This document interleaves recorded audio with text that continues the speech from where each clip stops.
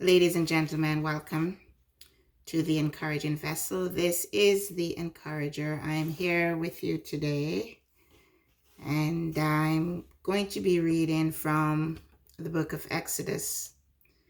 I'm reading the commandments, and yes, they are still intact. So I encourage you to grab your Bible, because this is the only way you will know is if you read and or listen to the instructions of the Most High. So Exodus chapter 20, and I'm not reading the entire chapter. I just want to cover the commandments for Israel. Chapter 20, Exodus. And God spake all these words, saying, I am the Lord thy God, which have brought thee out of the land of Egypt, out of the house of bondage. Thou shalt have no other gods before me. Thou shalt not make unto thee any graven image, or any likeness of anything that is in heaven above, or that is in the earth beneath, or that is in the water under the earth. Thou shalt not bow down thyself to them, nor serve them. For I, the Lord, thy God, your God, I am a jealous God, visiting the iniquities of the fathers upon the children unto the third and fourth generation of them that hate me, and showing mercy unto thousands of them that love me and keep my commandments. Thou shalt not take the name of the Lord thy God in vain, for the Lord will not hold him guiltless that takes his name in vain. Remember the Sabbath day to keep it holy. 6 days shall you work, shall you labor, and do all your work. But the seventh day is a Sabbath of the Lord thy God. In it you shall not do any work. You, nor your son, nor your daughter, nor your manservant, nor your maidservant, nor your cattle, nor thy stranger that is within thy gates. For in 6 days the Lord made heaven and earth, the sea, and all that is in them, and he rested on the seventh day. Wherefore the Lord blessed the Sabbath day and hallowed it. Honor thy father and thy mother, that your days may be long upon the land which the Lord thy God has given thee. Thou shalt not kill. You shall not commit adultery. You shall not steal. You shall not bear false witness against your neighbor. You shall not covet your neighbor's house. You shall not covet your neighbor's wife, nor his manservant, nor his maidservant, nor his ox or his ass, nor anything that is thy neighbor's. So I'm stopping at verse 17 in Exodus chapter 20. And I'm jumping over to Proverbs.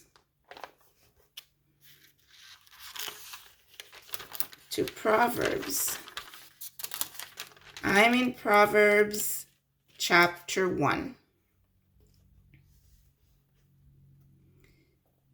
Just a few verses here. This is the Proverbs of Solomon, the son of David, king of Israel.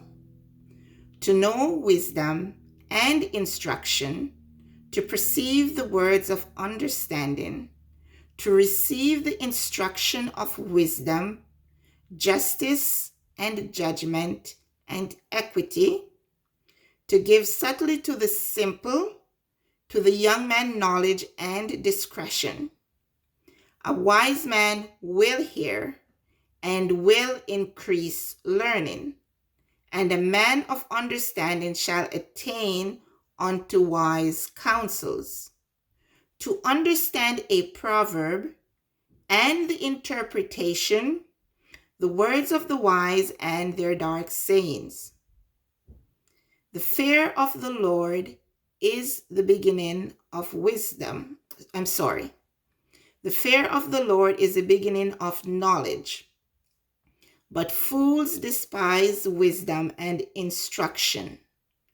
My son there, the word son is in place of Israel.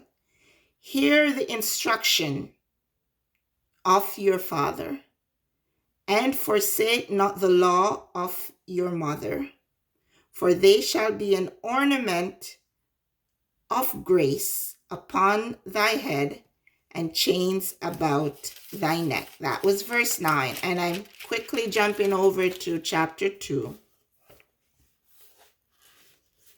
starting from verse 1. My son, if you will receive my words and hide my commandments with you, so that you incline your ear unto wisdom and apply your heart to understanding. Yes, if you cry after knowledge and lift up your voice for understanding, if you seek her as silver and search for her as for hid treasures, then shall you understand the fear of the Lord and find the knowledge of God. For the Lord gives wisdom. Out of his mouth comes knowledge and understanding. He lays up sound wisdom for the righteous. He is a buckler to them that walk uprightly. He keeps the paths of judgments and preserves the way of his saints. Then shall you understand righteousness and judgment and equity, yes, every good path. So that's verse 9, and that's where I'm stopping it today. And I'm just doing a bit of reading today at the request of a beloved sister that suggested, and it was an excellent suggestion, sister, that I should do some reading, because peradventure there are those that do not read, and those that do not see to read but does have a listening ear. So today I just wanted to start off with the commandments, because I believe this is where we all need to start, ladies and gentlemen. I cannot find a clearer or better way to say it. This is where we all began. So we're in if you keep the commandments, you should keep the commandments, you should obey, because at this very moment you are obeying someone and you're forfeiting the Most High. One of the lessons I believe I did last week, I had made mention that to me, earth is training ground. We're in training, ladies and gentlemen, and I would really love for you to see that. So whichever country or province or whatever they're coined, the name they're using in this present day age that you are living in, you're under the rulership of someone, your king, your president, your prime minister, whatever they're called, your pharaohs, you're under the rulership, and there are laws. There are different hierarchies of laws that you have to follow, right? There's noise law. If you live in certain areas, you are only allowed to have a certain amount of noise at a certain time. and you adhere to it. If you don't, the neighbors or whoever that hears you disturbing the peace is going to call for those that enforce the law to give you a prodding, I would say, to follow the rules and the laws of the land in which you live. The laws, they first started here, the testimonies, the instructions of the Most High, they start with us, ladies and gentlemen. And many are having or finding reasons to only obey certain laws, certain rules. Many are finding excuses to say, okay, we are in the land of our captivity, therefore we cannot follow XY laws. We're in the land of our captivity and we cannot eat the way we're supposed to eat. What many are doing is finding an excuse. What will you do when the Most High asks you these questions, when you are being judged? What will you have to say? Oh, I couldn't, I didn't, I couldn't, I didn't know, I didn't think it was relevant. As you will see as I read, and I'm going to make it a note to do a bit more reading, and in my schedule try and find time to do a bit more. I encourage you, ladies and gentlemen, you will see in the word, in the instruction manual that the Father has given us, the commandments are there for our benefits. To obey. And once you start obeying the commandments, once you have come to the realization, and in coming to the realization, you need to study the word. You need to seek the face of the Father, the Most High, and He will unravel things to you. One of the things that is touched on here by Solomon in verse 7 of Proverbs chapter 1, it says, the fear of the Lord is the beginning of wisdom.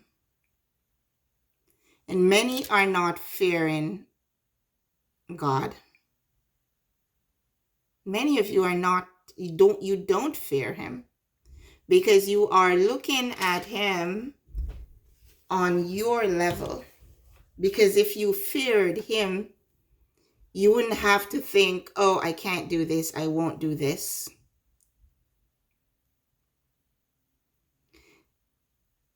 The fear of the Lord is the beginning of knowledge, the beginning of wisdom.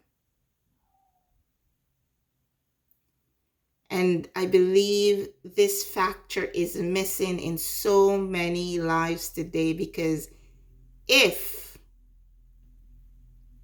you feared the Lord, you would not find an excuse. You would readily do and not consider earthly, manly consequences. Rather, you would consider the consequences from the Father.